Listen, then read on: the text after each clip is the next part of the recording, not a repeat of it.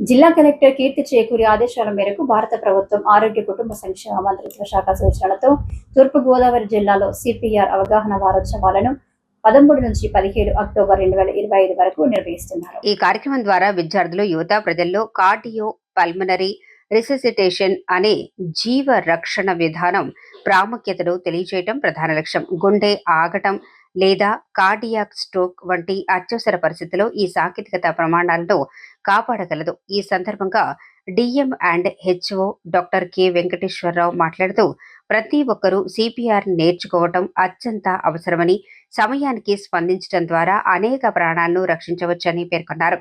జీవన శైలిలో మార్పులు చేయటం, సక్రమమైన ఆహారం తీసుకోవటం, క్రమమైన శారీరక వ్యాయామం చేయటం ద్వారా గుండె సంబంధిత వ్యాధులు, స్ట్రోక్ ప్రమాదాలను తగ్గించవచ్చని సూచించారు.